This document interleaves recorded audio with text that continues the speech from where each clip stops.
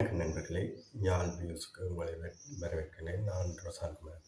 இன்றைக்கு என்ன பார்க்க போகிறோம்னா, நாம் தமிழர் கட்சியின் மாகி சீதாலட்சுமி மீது திமுகவினர் வழக்கு தொடுத்திருந்தனர். அதாவது அரசு சார்பில் வழக்கு தொடுத்திருந்தனர்.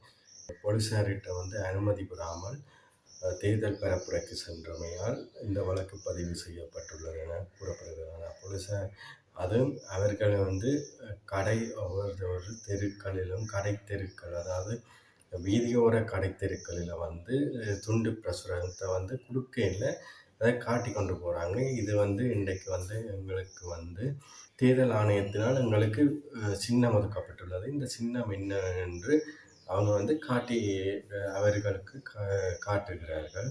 அதாவது அந்த தெருவோர வியாபாரிகளுக்கு காட்டி கொண்டு சென்றுகிறார்கள். எங்களுக்கு இன்றைக்கு சின்னம் ஒதுக்கி இருக்குது, அந்த சின்னத்துக்கு வாக்களியுங்க. அதாவது என்ன சின்னம் ஒதுக்கி இருக்குன்னா மைக் சின்னம் தான் ஒதுக்கி இருக்கு. போன முறை கடந்த தேர்தலில் ஒதுக்கின சின்னத்தை தான் இந்த முறை நாம் தமிழர் கட்சிக்கு ஒதுக்கி இருக்கு. போலீசார் தடுத்து நிறுத்துகிறார்கள். நீங்கள் பிரச்சாரம் செய்யக்கூடாது, அந்த பிரச்சாரம் செய்தால் உங்களை கைது செய்வேன். அப்போ மாகி சீதாலட்சுமி அவர்கள் சொல்கிறார்கள், நீங்கள் வழக்கு பதிவு செய்யுங்க, நாங்கள் நேரடியாக நீதிமன்றத்தில் வழக்கை பார்த்து கொள்கின்றோம் என்று கூறிக்கொண்டு அவங்க தன்னுடைய பிரச்சாரத்தை தொடர்கிறார்கள். இதே போன்று திமுகவினர், அதாவது திமுக சந்திரகுமார் அவர்கள் பல வாகனத்தில் பயணித்து பிரச்சாரம் செய்வதாக கூறப்படுகிறது. ஆனால் அவர்கள் மீது எந்த நடவடிக்கையும் இந்த காவல்துறை எடுக்கவில்லை எனவும் கூறப்படுகிறது.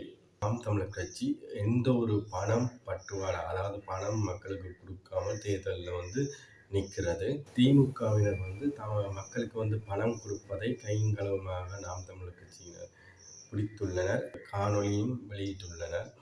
அந்த பணம் கொடுத்து அரசு தேர்தலில் நிற்கும் சந்திரகுமார் போன்ற திமுகவினரை கைது செய்யாமல் நேர்மையாக செல்லும் மாகி சீதாலட்சுமி நாம் தமிழர் கட்சியினரை எப்படி இவர்கள் கைது, அதாவது வழக்கு பதியலாம் என்று மக்கள் விசனம் தெரிவித்துள்ளனர். அடக்க முற்படுவது அராஜகத்தனம் என கூறிக்கொண்டு நன்றி, வணக்கம். மீண்டும் அடுத்த காணொலியில் சந்திப்போம்.